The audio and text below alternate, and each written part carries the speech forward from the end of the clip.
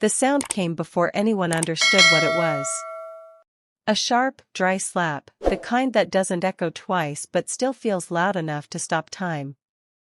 It cut through the lazy Christmas afternoon, through the smell of fried meat and firewood smoke, through the distant sound of children chasing one another barefoot across the compound. An old woman staggered backward, her body thinner than it looked from afar, her hand lifting slowly as if to protect herself after the fact. Her wrapper slipped slightly at the waist. Her eyes widened, not in anger, but in surprise. And standing in front of her was a young woman, breathing hard, her face tight, her palm still burning from what it had just done. For a moment, nobody spoke. Even the chickens scratching near the fence stopped moving. The young woman finally broke the silence. "Don't touch my things again," she said, her voice low, sharp, controlled. No apology followed. No explanation. The old woman nodded once, gently, as if she understood something deeper than the words.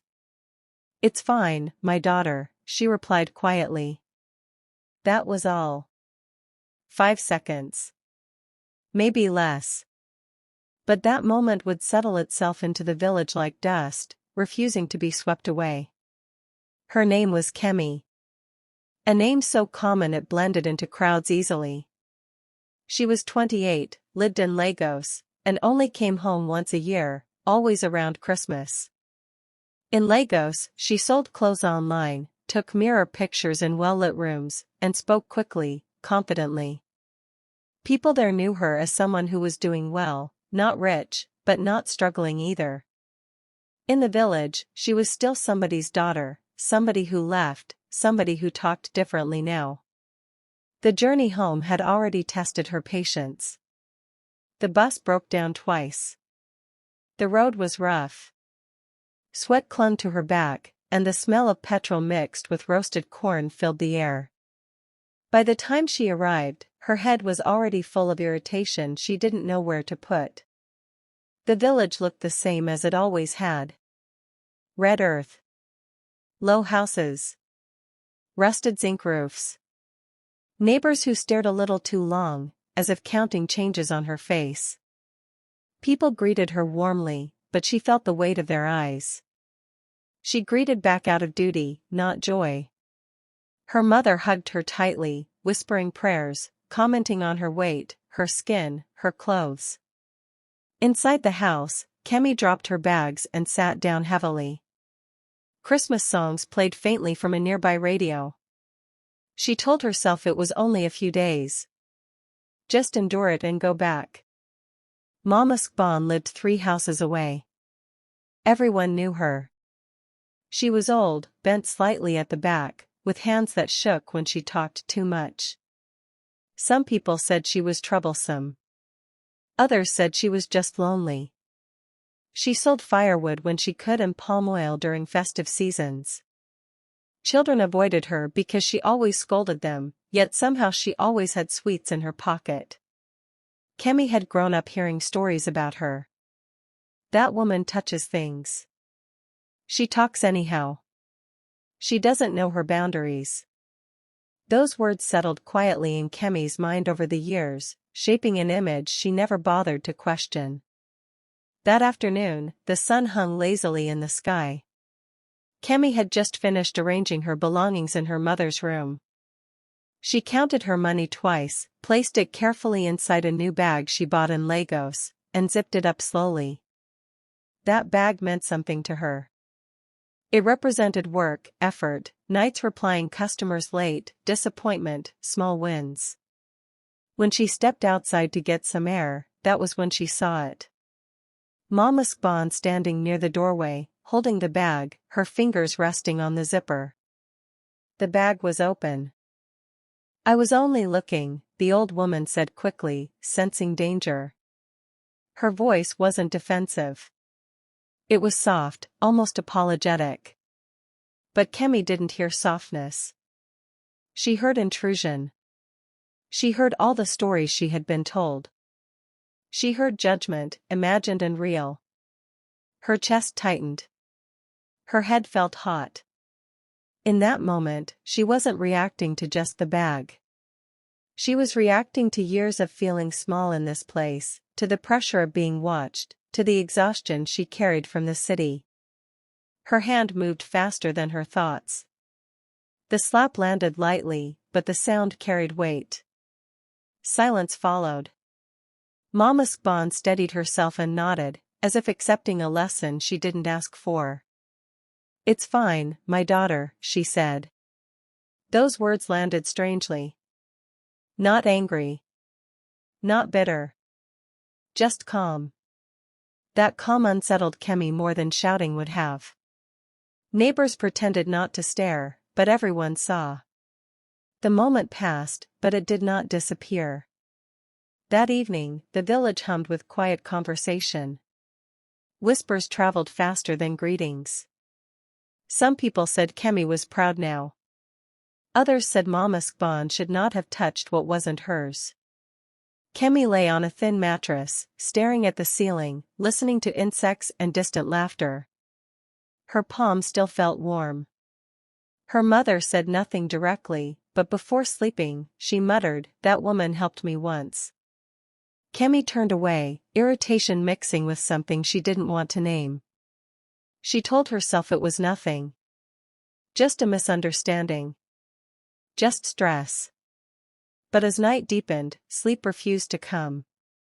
Her mind replayed the old woman's face, not the slap itself, but the way she said "my daughter." Why not shout? Why not insult her back? That question followed Kemi into the darkness, even as she tried to bury it. And somewhere nearby, Mama Spawn sat alone in her small house, the smell of smoke clinging to the walls, rubbing her cheek lightly, saying nothing to anyone at all. Morning came quietly, as mornings often did in the village. The air was cool, carrying the smell of damp earth and wood smoke from early cooking fires. Roosters crowed without urgency. Kemi woke up with a dull ache behind her eyes, the kind that came from too little sleep and too many thoughts. For a few seconds, she forgot where she was. Then the memory returned, sharp and unwelcome. The slap. The silence. The old woman's voice saying, "My daughter." She sat up slowly and pressed her palms against her thighs, as if grounding herself in the present would push the past away. Outside, the compound was already alive. Her mother moved between pots, stirring, humming a low tune she always sang when she was worried. Neighbors greeted one another with lazy laughter. Everything felt normal, and that normalcy irritated Kemi. She expected tension, judgment, something heavy in the air. But life continued, indifferent to her discomfort. She washed her face at the tap, the cold water stinging her skin, and told herself again that the whole thing had been blown out of proportion. People would forget. They always did. Mama Spawn did not come out that morning. Kemi noticed without meaning to. Usually, the old woman sat outside early, sorting firewood or talking to whoever passed. That day, her doorway stayed quiet. Kemi felt a small tug of curiosity, quickly buried under pride. Good, she thought. At least there won't be trouble today. She focused on her phone, replying messages from customers, pretending she was already back in Lagos. By afternoon, whispers returned. A neighbor mentioned casually that Mama Spawn wasn't feeling well. Another said she had complained of dizziness the night before. The information floated around without urgency. Old people fell sick all the time. Kemi listened with half an ear, nodding when required, but refusing to attach meaning to the news. She laughed when someone joked, ate when food was placed in front of her, and told herself she felt fine. That night, the village settled earlier than usual. The generator sounds faded quickly, replaced by crickets and distant drums from a nearby church rehearsal. Kemi lay awake again, staring into the darkness. Her thoughts drifted back to the moment by the door. She imagined different versions of it. What if she had spoken instead of acted? What if she had taken the bag gently? What if she had laughed it off? Each version ended the same way, with her awake, uncomfortable, restless. She rolled over and whispered to herself, "It's over." But her chest didn't believe her.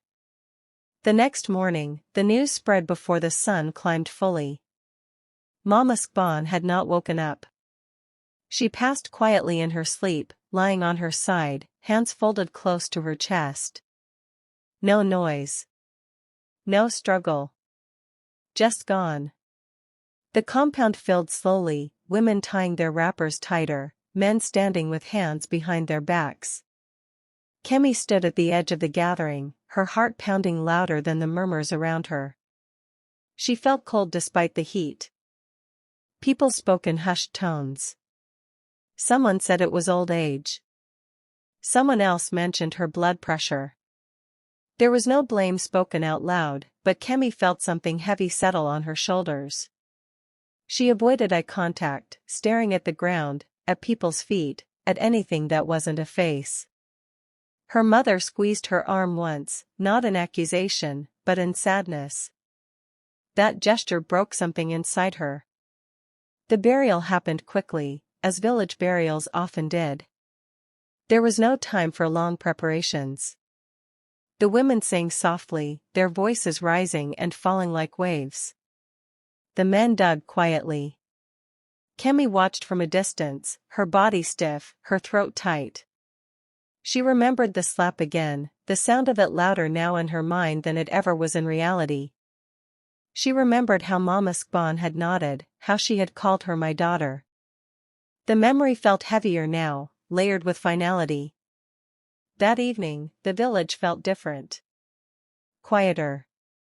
As if something small but important had been removed. Kemi sat outside alone, listening to the wind rustle leaves. Her mother joined her after a while, lowering herself carefully onto a stool. For a long time, neither of them spoke. Then her mother said, "That woman used to wake up early to fetch water for me when I was pregnant with you." Kemi closed her eyes. "She carried you on her back once when you were burning with fever." The words landed one after another, each one heavier than the last. Kemi wanted to interrupt, to say she didn't know, to say she was tired, to say it didn't matter anymore. But she stayed silent. Her mother wasn't accusing her. She was remembering. And that made it worse. Guilt crept in slowly, not loud or dramatic, but steady. Kemi felt it in her chest, in her stomach, in the way her breath shortened. That night, she cried quietly, her face buried in her pillow so no one would hear. 2 days later, Kemi left the village earlier than planned. She said goodbye quickly, avoided long conversations, and boarded the bus back to Lagos with a heaviness she couldn't explain. As the village faded behind her, she told herself she would forget. Life would continue. Work would distract her. Time would soften everything. But deep down, she knew something had shifted. Something had cracked open inside her, and no amount of distance could close it easily. Weeks passed. Then months. But Mama Skban's face followed her into crowded buses, into quiet nights, into moments of silence between notifications. The slap was no longer just a moment. It had become a weight, one she carried everywhere, whether she wanted to or not. 6 months later, the Harmattan arrived in Lagos quietly, dust settling on window sills and the air turning dry and sharp. Life had moved forward in all the visible ways. Kemi's business picked up. New customers came. Old ones returned. Her phone buzzed constantly, filling the spaces where her thoughts used to wander. On the surface, she was fine. That was what she told people when they asked. That was what she told herself when the days felt too long. But certain moments betrayed her. When an elderly woman brushed past her in a market. When someone called her my daughter with casual kindness. When silence stretched too far. Those moments pulled her back to the village, to a doorway, to a sound she wished she could erase. She stopped going home. When her mother asked, she blamed work, transport costs, stress. All true, but incomplete. What she didn't say was that she was afraid. Afraid of the grave. Afraid of the memories. Afraid of seeing Mama Spawn's house standing empty, holding echoes instead of laughter. Some nights, she lay awake and replayed everything, not changing the ending this time, just watching it unfold exactly as it had. The slap. The nod. The words. Each replay ended with the same question she couldn't answer: what kind of person does that make me? The call came on an ordinary evening. Kemi was folding clothes, the radio humming softly in the background. Her mother's voice sounded older, heavier. After a few minutes of small talk, she said, "There's something I never told you." Kemi sat down slowly. She already felt it in her chest. "Mama Spawn paid your first school fees," her mother continued. "After your father died, I didn't know what to do. She came with money and said nothing." Kemi's fingers tightened around the phone. Her mother went on, voice shaking now. "When you were sick as a child, she carried you to the clinic. She used to say you would go far." The room felt smaller. Kemi couldn't speak. Tears rolled down her face without permission. In that moment, the slap became unbearable. It was no longer just a mistake. It was a wound she had given someone who had quietly loved her. After the call ended, Kemi sat in silence for a long time. No music. No phone. Just the sound of her own breathing. She realized then that avoiding the village hadn't protected her. It had only delayed what she needed to face. That December, she returned home alone. No bags full of gifts. No excitement. Just resolve mixed with fear. The village welcomed her the same way it always had, but she felt different. Smaller. More aware. Early the next morning, before anyone else was awake, she walked to Mama Spawn's grave. The path was familiar, yet strange. The air was cool. Birds stirred softly in the trees. She knelt slowly, pressing her palms into the earth. For the first time, she spoke out loud. She apologized. Not dramatically. Not loudly. Just honestly.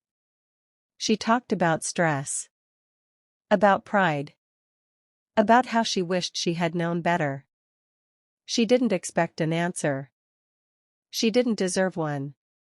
But as she stood to leave, something shifted inside her. The weight didn't disappear, but it changed shape. It became something she could carry with intention, not just shame. In the weeks that followed, Kemi stayed longer than usual. She helped her mother. She listened more than she spoke. She greeted elders properly, even when they annoyed her. Not out of fear, but out of understanding.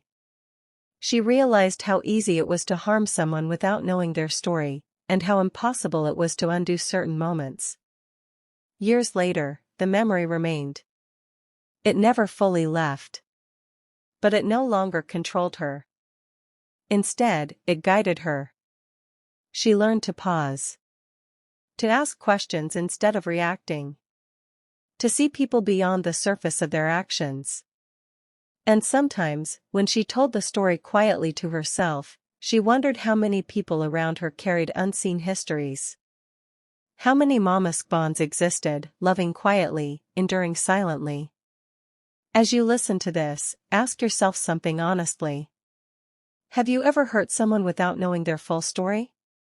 Have you ever spoken or acted from exhaustion, pride, or anger, only to realize later that it mattered more than you thought? And if you were Kemi, could you forgive yourself? Would you return? Would you kneel and apologize even when it's too late? This story isn't just about a slap. It's about awareness. About slowing down. About remembering that people are more than the moments we see. And maybe, just maybe, it's about choosing kindness before regret teaches us the hard way.